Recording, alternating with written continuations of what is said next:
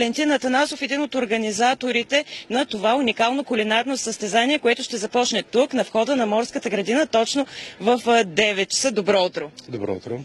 Защо решихте по този начин да привлечете този път вниманието на обществеността към пчеларите и в случая готвенето с мед? Това е малка закачка към нашите съграждани, така че аз си мисля, че нещата ще бъдат под различен ъгъл и ще се получи нещо интересно.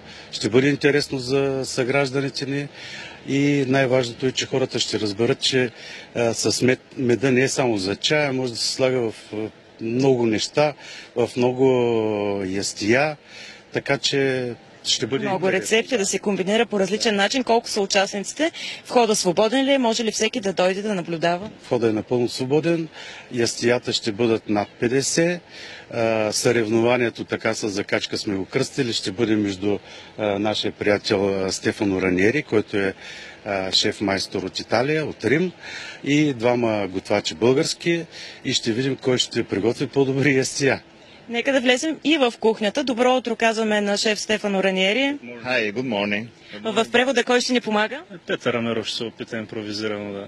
Да, наистина малко набързо, тъй като в момента тече подготовката и всеки е заед с нещо важно, което трябва да свърши буквално за час, всичко да е готово за публиката.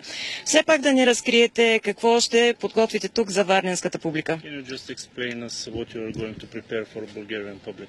Yes, I will prepare some ancient recipe with honey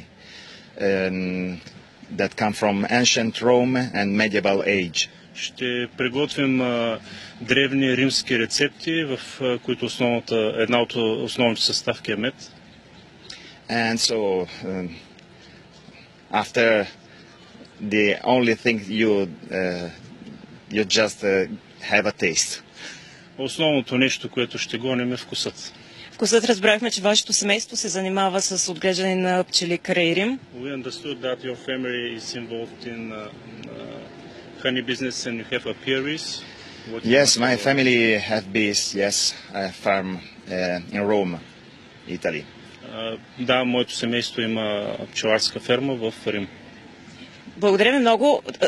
Оставаме все пак да изненада това, което той ще подготви тук. Ние ще бъдем също на самото откриване. Да се върнем обаче към пчеларите, към техните проблеми. Това няма да е единствената инициатива за тази година. Съвсем скоро вие организирате благотворителен концерт. Днес ще се порадваме тук заедно с вас като на празник, но вие искате да обърнете внимание и към тези пчелари, които са загубили пчелите си. Значи, днес не ми се искаше да говорим за проблеми, но така или иначе това е една поредица от събития, които ще се случат в нашия град. Като първото е това съревнование между тримата готвачи.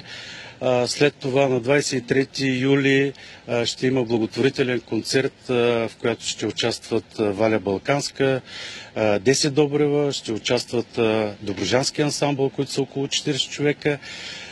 Това го правим, защото искаме сами да си помогнем, тъй като ходихме, стъчкувахме, викахме пред парламента, явно, че сами трябва да си помогнем.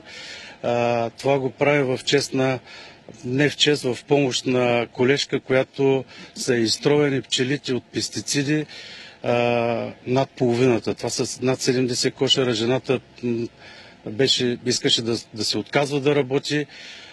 И затова решихме да направим това събитие, което ще бъде на 23 юли от 19 часа в Летен театър. И третото събитие, мисля, че Варна го заслужава. Ние ще организираме първото международно пчеларско изложение, което ще бъде в Двореца на спорта и културата. На практика ще бъде на 2100 квадрата. Там ще участват всички вносители на пчеларска техника, ще участват производители на пчеларска техника, на восъчни основи, на лекарства. Там смятам, че тъй като ще бъде 8, 9, 10 септември, всички пчелари ще са си прибрали меда и ще могат да се договорят с преработвателните предприятия, които също са поканени. Искам да кажа, че за изложителите, че до 15 юли ще направим 10% отстъпка при записването рано. Разбрах. Благодаря ви много. Успех наистина ви желая. Ще продължим да следим всички събития. А днес отново да напомним, да не забравите, тук на входа на Морската градина започва това първо по рода си уникално кулинарно състезание и задължителната съставка за него е мед.